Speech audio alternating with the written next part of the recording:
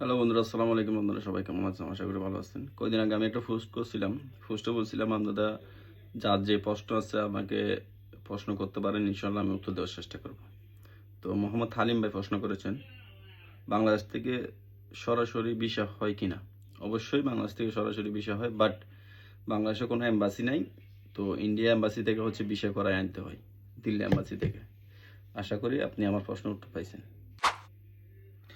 মোহাম্মদ জাহাঙ্গীর আলম ভাই প্রশ্ন করেছেন, ভাই আপনি যে এজেন্সির মাধ্যমে সার্বিয়াতে গেছেন, দয়া করে সেই এজেন্সির ঠিকানাটা দিবেন।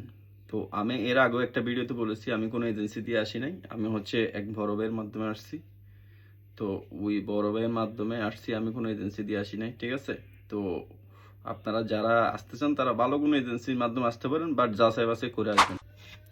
হাসিবুল হাসান সান্টু ভাই প্রশ্ন করেছেন, ভাই অনলাইন হওয়ার পরে অ্যাপ্রুভাল আসতে কতদিন সময় লাগে? ভাই অনলাইন হওয়ার পরে অ্যাপ্রুভাল আসতে একটা সময় আছে, যেটা হচ্ছে কন্ট্যাক্ট ছাড়া যারা করে তাদের হচ্ছে মিনিমাম 2 থেকে 3 মাস সময় লাগে, ঠিক আছে? তা আবার অনেকের তার থেকে বেশিও লাগে, ঠিক আছে? এরকম লাগে। শরীফ খান ভাই লিখেছেন, ভাই আমি 8 মাস চলে সার্বিয়া অ্যাপ্রুভালের জন্য অপেক্ষা করতেছি, এখনো পর্যন্ত অ্যাপ্রুভাল হচ্ছে না। সার্বিয়াতে কি কোনো সমস্যা আছে? ভাই সার্বিয়াতে কোনো সমস্যা নাই। তো অ্যাপ্রুভাল না হওয়ার হচ্ছে দুইটা কারণ। একটা হচ্ছে আপনার যে এম্বাসির সমস্যা, আর দ্বিতীয়ত হচ্ছে আপনি যে কোম্পানিতে অ্যাপ্লাই করছেন ওই কোম্পানির সমস্যা। এই দুটো সমস্যার কারণে অ্যাপ্রুভাল না আসতে পারে, ঠিক আছে? এছাড়া আর কোনো সমস্যা আমি দেখতেছি না।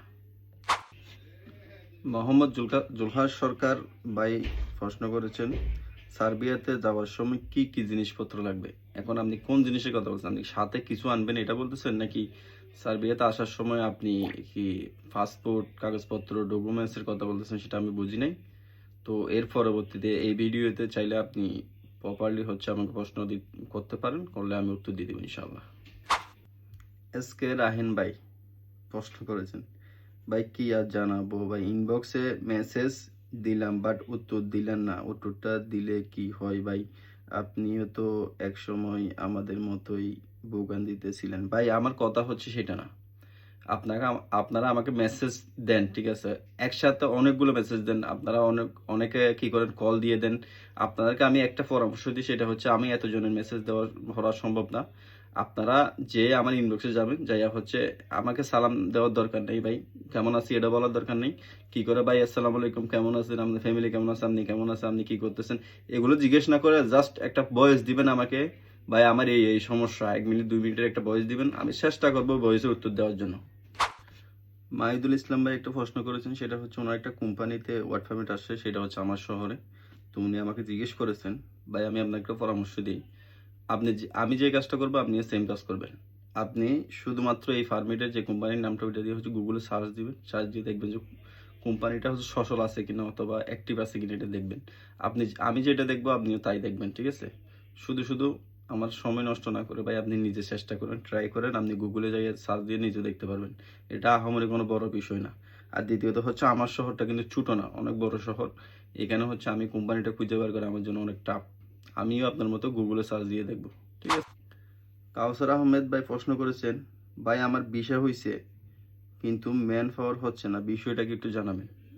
ভাই ম্যান পাওয়ার না হওয়ার একটাই কারণ, সেটা হচ্ছে যে আপনার হচ্ছে ভিসার সমস্যা। আপনার ভিসা যদি সঠিক না হয় আপনার কখনো ম্যান পাওয়ার হবে না।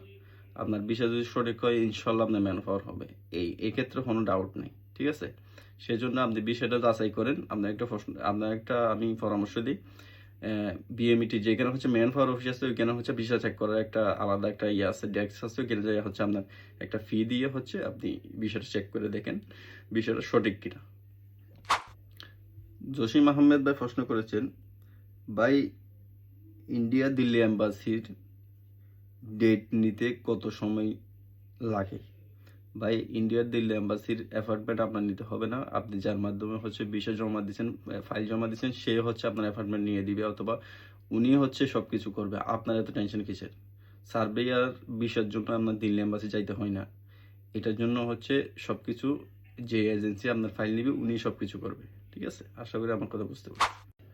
সৌরভ আহমেদ ভাই প্রশ্ন করেছেন, সার্বিয়াতে বিল্ডিং কনস্ট্রাকশনের কাজ কেমন হবে জানাবেন। বিল্ডিং কনস্ট্রাকশনের কাজ ভাই বাংলাদেশের মতো না, এখানে এগুলো একটু ভিন্ন।